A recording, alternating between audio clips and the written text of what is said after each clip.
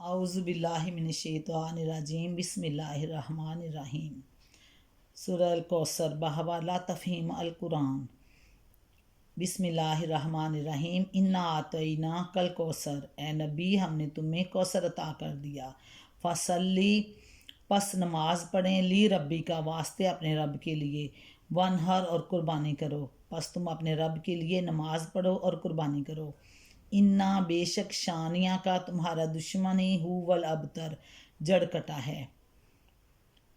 انا آتینا کل کوثر، اے نبی ہم نے تمہیں کوثر عطا کر دیا۔ نمبر 1، کوثر کا لفظ یہاں جس طرح استعمال کیا گیا اس کا پورا مفہوم ہماری زبان تو درکنار شاید یہ دنیا کی کسی زبان میں بھی ایک لفظ سے ادا نہیں کیا جا سکتا۔ یہ کثرت سے مبالغہ کا صیغہ ہے جس کے لغوی معنی تو بے انتہا کثرت کے ہیں، مگر جس موقع پر اس لفظ کو استعمال کیا گیا ہے اس میں محض کثرت کا نہیں بلکہ خیر اور بھلائی اور نعمتوں کی کثرت اور ایسی کثرت کا مفہوم نکلتا ہے جو افراط اور تفریط اور فراوانی کی حد کو پہنچی ہوئی ہوں، اور اس سے مراد کسی ایک خیر یا بھلائی یا نعمت کی نہیں بلکہ بے شمار بھلائیوں اور نعمتوں کی کثرت ہے۔ دیباچے میں اس صورت کا جو پس منظر بیان کیا ہے اس پر ایک مرتبہ پھر نگاہ ڈال کر دیکھ لیں۔ حالات وہ تھے جب دشمن یہ سمجھ رہے تھے کہ محمد صلی اللہ علیہ وسلم ہر حیثیت سے تباہ ہو چکے، قوم سے کٹ کر بے یار و مددگار رہ گئے، تجارت برباد ہو گئی، اولاد نرینہ تھی جس سے آگے ان کا نام چل سکتا تھا وہ بھی وفات پا گئی۔ بات ایسی لے کر اٹھے ہیں کہ چند گنے چنے آدمی چھوڑ کر مکہ تو درکنار پورے عرب میں کوئی اس کا سننا تک گوارا نہیں کرتا، اس لیے ان کے مقدر میں اس کے سوا کچھ نہیں کہ جیتے جی ناکامی و نامرادی ہی سے دوچار ہیں، اور جب وفات پا جائیں گے تو دنیا میں کوئی ان کا نام لیوا بھی نہ رہے گا۔ اس حالت میں جب اللہ تعالیٰ کی طرف سے یہ فرمایا کہ ہم نے تمہیں کوثر عطا کر دیا تو اس سے خود بخود یہ مطلب نکلتا ہے کہ تمہارے مخالف بیوقوف تو یہ سمجھ رہے ہیں کہ تم برباد ہو گئے اور نبوت سے جو پہلے جو نعمتیں تمہیں حاصل تھیں وہ بھی تم سے چھین گئیں، لیکن حقیقت یہ ہے کہ ہم نے تمہیں بے انتہا خیر اور بے شمار نعمتوں سے نواز دیا ہے۔ اس میں اخلاق کی وہ بے نظیر خوبیاں بھی شامل ہیں جو حضور اکرم صلی اللہ علیہ وسلم کو بخشی گئیں، اس میں نبوت اور قرآن اور علم اور حکمت کی وہ عظیم نعمتیں بھی شامل ہیں جو آپ کو عطا کی گئیں، اس میں توحید اور ایک ایسے نظام زندگی کی نعمت بھی شامل ہے جس کے سیدھے سادے عام فہم عقل و فطرت کے مطابق اور جامعہ ہماگیر اصول تمام عالم میں پھیل جانے اور ہمیشہ پھیلتے ہی چلے جانے کی طاقت رکھتے ہیں۔ اس میں رفع ذکر کی نعمت بھی شامل ہے جس کی بدولت حضور اکرم صلی اللہ علیہ وسلم کا نام نامی 1400 برس سے دنیا کے گوشے گوشے میں بلند ہو رہا ہے اور قیامت تک بلند ہوتا رہے گا۔ اس میں یہ نعمت بھی شامل ہے کہ آپ کی دعوت سے بالآخر ایک ایسی عالمگیر امت وجود میں آئی جو دنیا میں ہمیشہ کے لیے دین حق کی علمبردار بن گئی، جس سے زیادہ نیک اور پاکیزہ اور بلند پایا انسان دنیا کی کسی امت میں کبھی پیدا نہیں ہوئے، اور جو بگاڑ کی حالت کو پہنچ کر بھی دنیا کی سب قوموں سے بڑھ کر خیر اپنے اندر رکھتی ہے۔ اس میں یہ نعمت بھی شامل ہے کہ حضور اکرم صلی اللہ علیہ وسلم نے اپنی آنکھوں سے اپنی حیات مبارکہ میں ہی اپنی دعوت کی انتہائی کامیابی دیکھ لی، اور آپ کے ہاتھوں سے وہ جماعت تیار ہو گئی جو دنیا پر چھا جانے کی طاقت رکھتی تھی۔ اس میں یہ نعمت بھی شامل ہے کہ اولاد نرینہ سے محروم ہو جانے کی بنا پر دشمن تو یہ سمجھے تھے کہ آپ کا نام و نشان دنیا سے مٹ جائے گا، لیکن اللہ نے صرف یہی نہیں کہ مسلمانوں کی صورت میں آپ کو وہ روحانی اولاد عطا فرمائی جو قیامت تک تمام روئے زمین پر آپ کا نام روشن کرنے والی ہے، بلکہ آپ کی صرف ایک ہی صاحبزادی حضرت فاطمہ رضی اللہ سے آپ کو وہ جسمانی اولاد بھی عطا کی جو دنیا بھر میں پھیلی ہوئی ہے، اور جس کا سارا سرمایہ افتخار یہی حضور اکرم صلی اللہ علیہ وسلم سے اس کا انتساب ہے۔ یہ تو وہ نعمتیں ہیں جو اس دنیا میں لوگوں نے دیکھ لیں، وہ کس فراوانی کے ساتھ اللہ نے اپنے حبیب صلی اللہ علیہ وسلم کو عطا فرمائیں۔ ان کے علاوہ کوثر سے مراد وہ مزید ایسی عظیم نعمتیں بھی ہیں جو آخرت میں اللہ تعالیٰ نے آپ کو دینے والا ہے، آخرت میں دی ہیں، ان کو جاننے کا کوئی ذریعہ ہمارے پاس نہ تھا، اس لیے رسول پاک صلی اللہ علیہ وسلم نے ہمیں ان کی خبر دی اور بتایا کہ کوثر سے مراد وہ بھی ہیں ایک حوض کوثر جو قیامت کے روز میدان حشر میں آپ کو ملے گا، وہ دوسرے نہر کوثر جو جنت میں آپ کو عطا فرمائی جائے گی۔ ان دونوں کے متعلق اس کثرت سے حدیث حضور اکرم صلی اللہ علیہ وآلہ وسلم سے منقول ہوئی ہیں اور اتنے کثیر راویوں نے ان کو روایت کی ہے کہ ان کی صحت میں کسی شبہ کی گنجائش نہیں۔ حوض کوثر کے متعلق حضور اکرم صلی اللہ علیہ وآلہ وسلم نے جو کچھ فرمایا وہ یہ ہے۔ نمبر 1، یہ حوض قیامت کے روز آپ کو عطا ہوگا اور اس سخت وقت میں جب ہر ایک العطش کر رہا ہوگا، آپ کی امت آپ کے پاس اس پر حاضر ہوگی اور اس سے سیراب ہوگی، آپ اس پر سب سے پہلے پہنچے ہوئے ہوں گے اور اس کے وسط میں تشریف فرما ہوں گے۔ آپ کا ارشاد ہے، وہ ایک حوض ہے جس پر میری امت قیامت کے روز وارد ہوگی۔ مسلم کتاب الصلاۃ، ابو داؤد کتاب، ان سب میں یہی ماخوذ ہے، میں تم سب سے پہلے اس پر پہنچا ہوا ہوں گا۔ بخاری میں بھی ہے اور باقی کتب میں بھی بحوالہ بہت سی کتابیں ہیں۔ میں تم سے آگے پہنچنے والا ہوں اور تم پر گواہی دوں گا، اور خدا کی قسم میں اپنے حوض کو اس وقت دیکھ رہا ہوں۔ بخاری شریف میں بھی ہے۔ انصار کو مخاطب کرتے ہوئے ایک اور موقع پر آپ نے فرمایا، میرے بعد تم کو خود غرضیوں اور اقربا نوازیوں سے پالا پڑے گا، اس پر صبر کرنا یہاں تک کہ مجھ سے آ کر حوض پر ملو۔ یہ بھی کتاب مناقب انصار، کتاب المغازی، مسلم، کتاب الامارہ وغیرہ تمام بکس میں اس کا حوالہ ہے۔ میں قیامت کے روز حوض کے وسط کے پاس ہوں گا۔ حضرت ابو ہریرہ اسلمی سے پوچھا گیا کہ کیا آپ نے حوض کے متعلق حضرت محمد صلی اللہ علیہ وآلہ وسلم سے کچھ سنا ہے؟ انہوں نے کہا، ایک نہیں، دو نہیں، تین نہیں، چار نہیں، پانچ نہیں، بار بار سنا ہے۔ جو اس کو جھٹلائے اللہ اس کا پانی پینا نصیب نہ کرے۔ ابو داؤد وغیرہ بکس میں ہے۔ عبید اللہ بن زیاد حوض کے بارے میں روایت کو جھوٹ سمجھتا تھا، حتیٰ کہ اس نے حضرت ابو بروزہ اسلمی، برا بن عازب اور عائز بن عمرو کی سب روایات کو جھٹلا دیا۔ آخرکار ابو صبرہ ایک تحریر نکال کر لے آئے جو انہوں نے حضرت عبداللہ بن عمرو بن عاص سے نقل کر کے رکھی تھی، اور اس میں حضور اکرم صلی اللہ علیہ وآلہ وسلم کا یہ ارشاد درج تھا، خبردار ہو، میری اور تمہاری ملاقات کی جگہ میرا حوض ہے۔ مسند احمد، مرویات عبداللہ بن عمرو بن عاص۔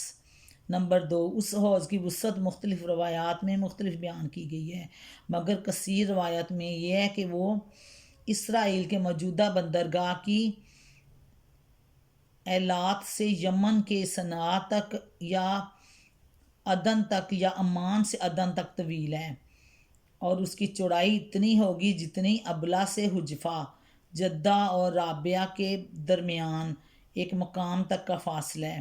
بخاری شریف میں بھی، مسند احمد میں بھی۔ اس سے گمان ہوتا ہے کہ قیامت کے روز موجودہ بحر احمر ہی کو حوض کوثر میں تبدیل کر دیا جائے گا۔ واللہ عالم بالصواب۔ نمبر 3، اس حوض کے متعلق حضور اکرم صلی اللہ علیہ وآلہ وسلم نے بتایا کہ اس میں جنت کی نہر کوثر، جس کا آگے ذکر ہوگا، سے پانی لا کر ڈالا جائے گا۔ دوسری روایت میں ہے، یعنی اس میں جنت سے 2 نالیاں نکال کر لا کر ڈالی جائیں گی جو اسے پانی وہاں پہنچائیں گی۔ مسلم کتاب الفضائل، ایک اور روایت میں ہے، جنت کی نہر کوثر سے ایک نہر جو حوض کی طرح کھول دی جائے گی۔ مسند احمد کی روایت ہے۔ نمبر 4، اس کی کیفیت حضور اکرم صلی اللہ علیہ وآلہ وسلم نے یہ بیان فرمائی کہ اس کا پانی دودھ سے، اور بعض روایات میں چاندی سے، اور بعض میں برف سے زیادہ سفید، برف سے زیادہ ٹھنڈا، شہد سے زیادہ میٹھا ہوگا۔ اس کی تہ کی مٹی مشک سے زیادہ خوشبودار ہوگی۔ اس پر اتنے کوزے رکھے ہوں گے جتنے آسمان میں تارے ہیں۔ جو اس کا پانی پی لے گا اسے پھر کبھی پیاس نہ لگے گی، اور جو اسے محروم رہ گیا وہ پھر کبھی سیراب نہ ہوگا۔ یہ باتیں تھوڑے تھوڑے لفظی اختلافات کے ساتھ بکثرت احادیث میں منقول ہوئی ہیں۔ نمبر 5، اس کے بارے میں حضور اکرم صلی اللہ علیہ وآلہ وسلم نے بار بار اپنے زمانے کے لوگوں کو خبردار کیا کہ میرے بعد تم میں سے جو لوگ بھی میرے طریقے کو کو بدلیں گے ان کو اس حوض سے ہٹا دیا جائے گا اور اس پر انہیں نہ آنے دیا جائے گا۔ میں کہوں گا یہ میرے اصحاب ہیں، تو مجھ سے کہا جائے گا آپ کو نہیں معلوم کہ آپ کے بعد انہوں نے کیا کیا کیا؟ پھر میں بھی ان کو دور کر دوں گا اور کہوں گا کہ دور ہو جاؤ۔ یہ مضمون بھی بکثرت روایات میں بیان ہوا ہے۔ بخاری کتاب الرقاق اور دیگر مختلف مسند احمد مرویات میں، ابو ہریرہ، ابن ماجہ کتاب المناسک، مختلف کتب میں ان کا حوالہ دیا گیا ہے۔ خبردار ہو، میں تم سے آگے حوض پر پہنچا ہوا ہوں گا اور تمہارے ذریعہ سے دوسری امتوں کے مقابلے میں اپنی امت کی کثرت پر فخر کروں گا۔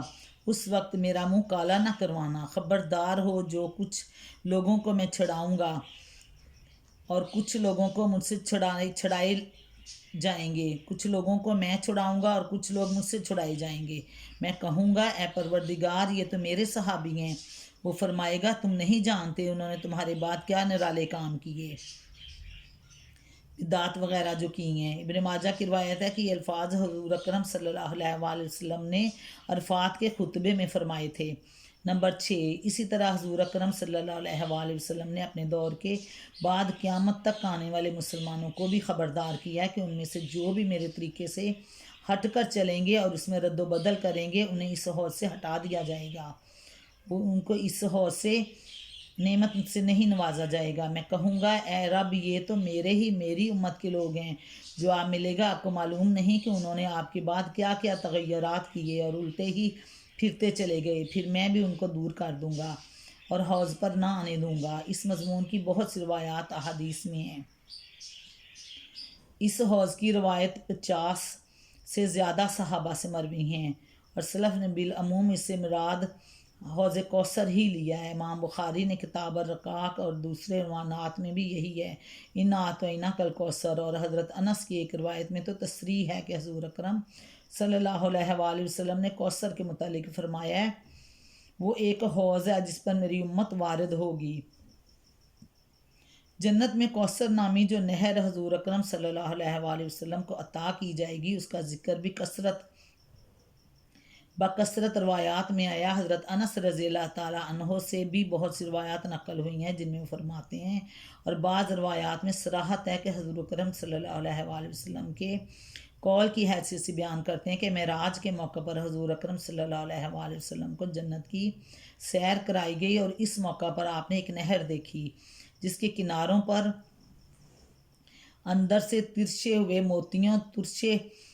موتیوں اور ہیروں کے کبے بنے ہوئے تھے۔ اس کی تہہ کی مٹی مشک اذفر کی تھی۔ حضور نے جبرائیل علیہ السلام سے یا اس فرشتے سے جس نے آپ کو سیر کرائی تھی پوچھا، آپ صلی اللہ علیہ وآلہ وسلم نے، اس نے جواب دیا نہر کوثر ہے جو آپ کو اللہ تعالیٰ نے عطا کی ہے۔ مسند احمد، بخاری، ابو داؤد، ترمذی، دوسری کتب میں بھی۔ حضرت انس ہی کی روایت ہے کہ حضور اکرم صلی اللہ علیہ وآلہ وسلم سے پوچھا گیا، ایک شخص نے پوچھا کوثر کیا ہے؟ آپ صلی اللہ علیہ وآلہ وسلم نے فرمایا ایک نہر ہے جو اللہ تعالیٰ نے مجھے جنت میں عطا کی ہے، اس کی مٹی مشک ہے، اس کا پانی دودھ سے زیادہ سفید اور شہد سے زیادہ میٹھا ہے۔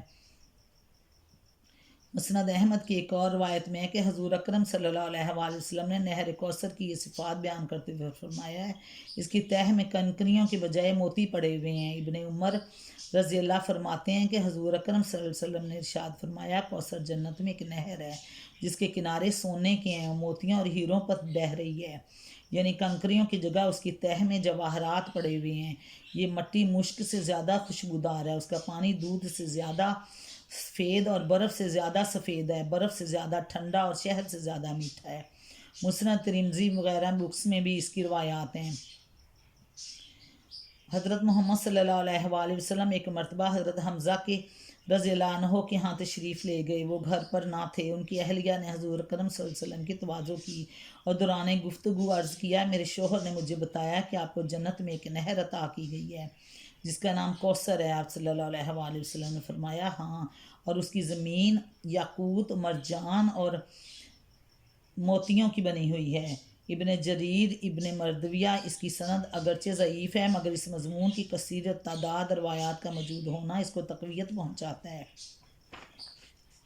ان مرفوع روایات کے علاوہ صحابہ اور تابعین کے بکثرت اقوال احادیث میں نقل ہوئے ہیں، جن میں وہ کوثر سے مراد جنت کی یہ نہر لیتے ہیں اور اس کی وہی صفات بیان کرتے ہیں جو اوپر گزری ہیں۔ مثال کے طور پر حضرت عبداللہ رضی اللہ بن عمر، حضرت عبداللہ رضی اللہ بن عباس رضی اللہ، حضرت انس رضی اللہ بن مالک، حضرت عائشہ رضی اللہ، مجاہد اور ابو العالیہ کے اقوال مسند احمد، بخاری، ترمذی، نسائی، ابن مردویہ، ابن جریر اور ابن شیبہ وغیرہ محدثین کی کتبوں میں موجود ہیں۔